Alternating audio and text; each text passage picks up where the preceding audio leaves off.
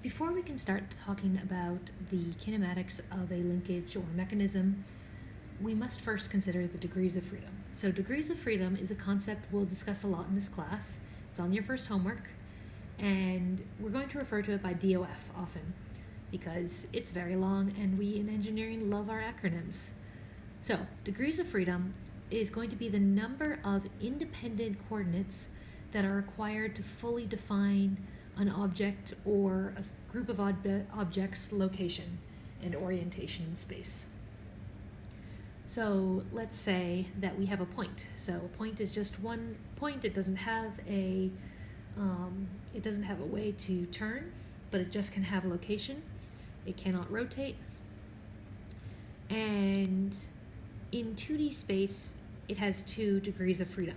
One degree of freedom is its x-coordinate, the other degree of freedom is its y-coordinate. So we have the degrees of freedom where it is in terms of x and y. In 3D space, surprisingly, it has 3 degrees of freedom. Okay, not really surprisingly, but it would be where is it in terms of x, y, and z. Now, where things get slightly more interesting is going to be where we have an object or rigid body. Now here, we have the 2 dimensions that we had before, but we can also consider the object's orientation. So how is it rotated compared to its internal reference frame? And now our degrees of freedom will be its x, y, and theta. Because we're considering the height at which it is, the width at which it is, as well as how much has it turned. And in 3D space, for each axis, so we have our 3 original locations, but for each of these axes around the x, y, and z, then you can have a rotation about these axes. So that gives us 6 degrees of freedom total. Now in this course, we're often dealing with linkages that are already constrained to one location. So at the very start, we're just considering 2D space, but we're going to consider multiple objects, and we'll need to consider what is the degree of freedom of a combined mechanism. So, mobility of mechanisms. Now, if we have 2 links, if we have one link in space, we just discussed, it has 3 degrees of freedom, x, y, and theta. If we have 2, and they're completely independent of each other, they're going to have 3 times 2 for each link degrees of freedom. So we have 6 degrees of freedom total, and if we wanted to write our little equation, we could say that degrees of freedom for 2 independent links or unconstrained links would be 3 times L. But in our mechanisms, our constraints are often, our linkage links are often constrained. So what does that do to the degrees of freedom? Well, if we take the 2 devices, and we consider a couple different joints, we're going to look at first pin joints. So we take our 2 links, we connect them through a pin so that they can rotate with respect to one another, but they cannot move away from each other. What that does is it's going to set a point x1 and y1 and x2 of y2 equal to each other. As a result, we will lose 2 degrees of freedom. So we can now give ourselves the rule that each pin joint takes away 2 degrees of freedom. Another type of joint that we'll see in this class is the full slider joint, so JFS. Now this is where we have a channel in which our one link is free to move within another link, and it can have 1 degree of freedom. So what that tells us is since it allows 1 degree translation, it removes 2 degrees of freedom. So we can say that for each full slider joint, we subtract 2 degrees of freedom. Another type is a half slider joint. This is similar to a full slider joint where one link can move with 1 degree of translation instead of 2 degrees, but we have removed 1 of the degrees of freedom. We still have the ability to rotate. So that means that it allows 1 degree translation, it allows rotation, it subtracts 1 degree of freedom because it doesn't allow the other degree of translation.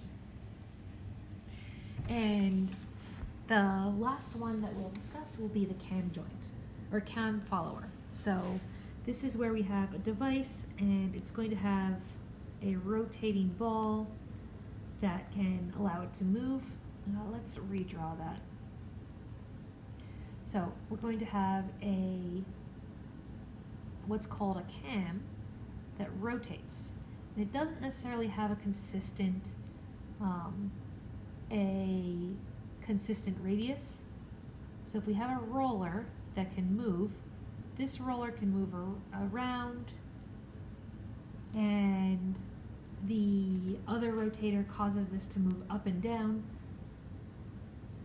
Yeah. But it's so it allows let's add some more. It allows rotation in 1 degree translate as long as if the contact remains. So we have the rolling with respect to each other, and it can move alongside this area as it rolls at that point of contact, but it can't move within the direction where it has that contact. Now, if it goes free, then we do have 3 degrees of freedom, but this only takes away 1 degree of freedom. And finally, we have our ground link. Ground link has 0 degrees of freedom.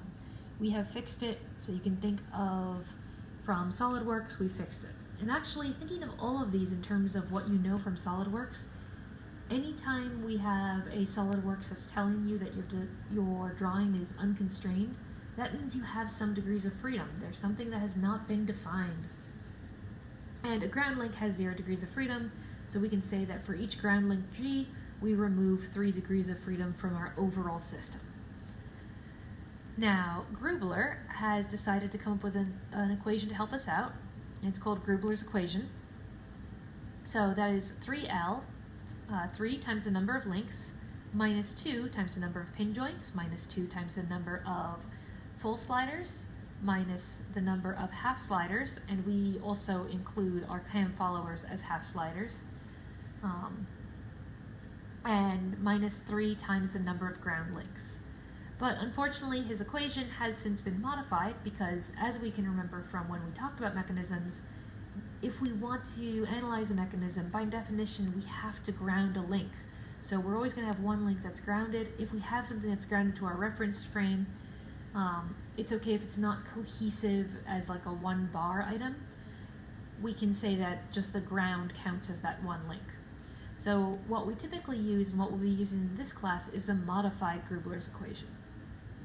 So we're going to say that the degrees of freedom of our system is equal to 3L minus 1, so that's where we can count for that ground, minus 2 times the number of pin joints, minus 2 times the number of full slider joints, minus the number of half slider joints, where half slider joints includes the half slider is defined and the cam follower. Let's go ahead and square that so we know that we can look at it in the future. So we have this equation, but whenever we have an equation, we should ask ourselves, why? Why do we care? Well, when we look at the number of degrees of freedom, if we saw that we had 0 degrees of freedom, that would mean that the location of every link in the system is defined. If the location of every system in the linkage is defined, we don't have a mechanism. Mechanisms allow for motion. If there's 0 degrees of freedom, there's 0 motion, and what we have is a structure. And if our degree of freedom is equal to 1, then we have a mechanism that can be controlled with one actuator. So an actuator would be a motor or a pneumatic cylinder or any type of one input. If we have n degrees of freedom, then we need n types of n actuators. They don't have to be all different types, that would be wild, but we have to have n total actuators to control the system. And I'm going to leave space for what happens if we have a negative number of degrees of freedom, because we can have that too. And we're going to see that in some examples. So in the PowerPoints, I'm going to go through some examples in class. These examples are also in the book, so if you miss class, you can refer to them there. And we're going to look at some pictures and figure out what are the degrees of freedom of various systems.